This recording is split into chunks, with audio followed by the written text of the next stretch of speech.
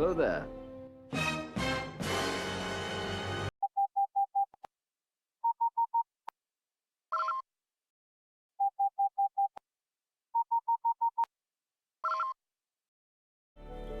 This show had one job: explore the mind of a broken man, a hero shattered by trauma, haunted by his greatest failure.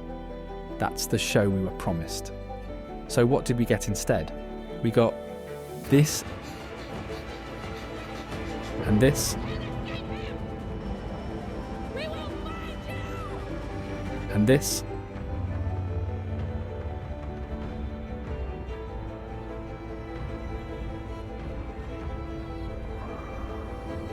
The Obi-Wan Kenobi series wasn't just a badly written show, it was the active destruction of a character, a story that sacrificed a legacy hero for a shallow checklist of fan service.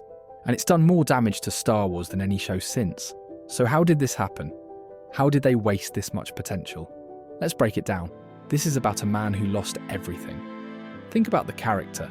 He didn't just lose a fight, he lost his family. He lost his home. He lost his love. He lost his brother. He survived a galaxy-wide war, a life of purpose, only to be exiled in the deafening quiet of the desert. This is the trigger, the moment the noise stops. And the past, all of it, comes flooding back. The trauma, the guilt, the failure, that is the show. A deep psychological study of a hero shattered by his past. That was the promise. And let's be clear, many Star Wars shows have been badly written. The Acolyte is a narrative mess. Ahsoka struggles with pacing and dialogue, but those shows are new. They fail on their own terms. Obi-Wan Kenobi is something far more corrosive. It's a show that had the most potential and wasted it. It didn't just tell a bad story, it actively damaged a good one. It took a legacy hero, a competent general, a wise master, and made him an incompetent fool. All while barely scratching the surface of the immense mental health crisis he should have been going through. So what was the foundational flaw of the script?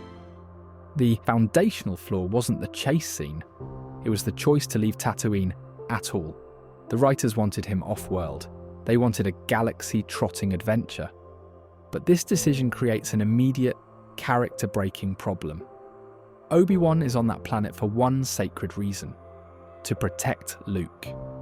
His entire show should have been a story within a few miles of the Lars homestead, a tense, quiet, character-driven thriller. Instead, the writers have him abandoning Luke, and therefore abandoning his entire mission. And the plot device they use to justify this is nonsensical. Bail Organa, a high-ranking senator from a royal house, a man with a private army and a planet's resources.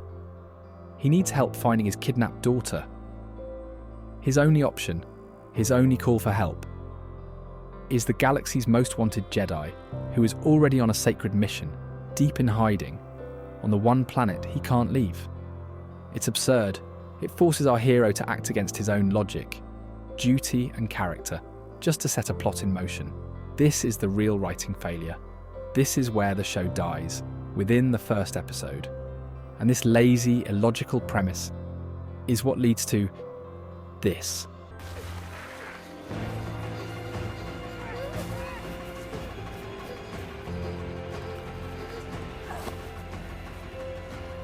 The single dumbest chase scene in Star Wars history.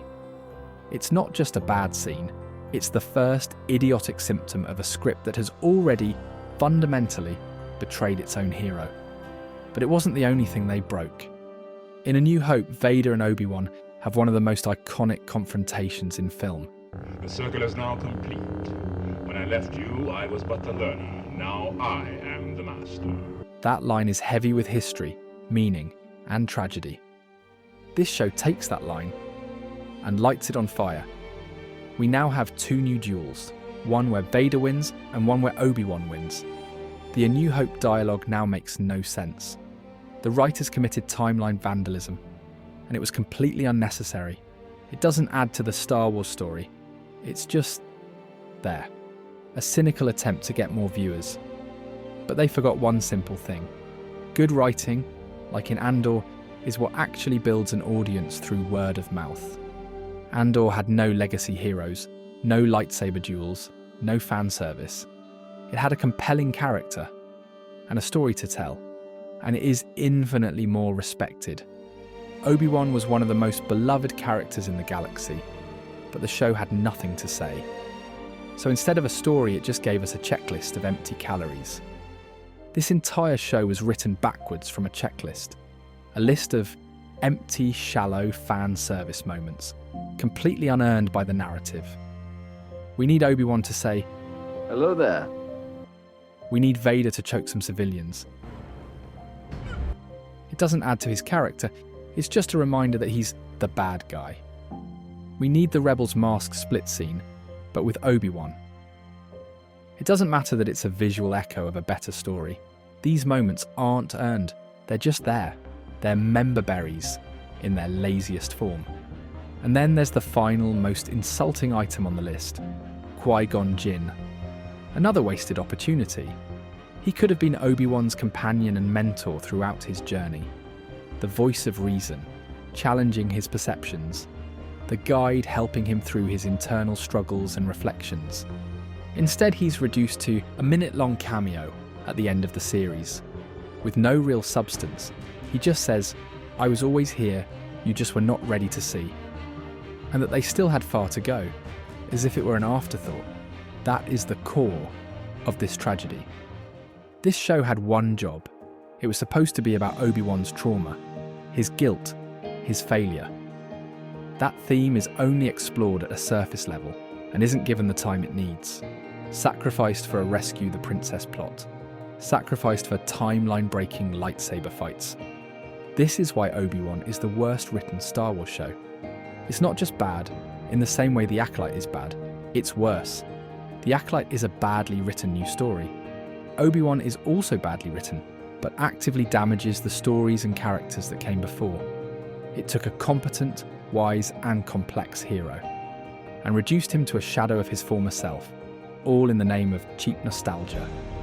It's the ultimate story of great potential being lost, and it proves that Disney and the writers fundamentally misunderstand what fan service is appreciated, and what fan service is shallow. If you want more writing analysis and breakdowns of how great and not so great stories are made, don't forget to hit subscribe on your way out.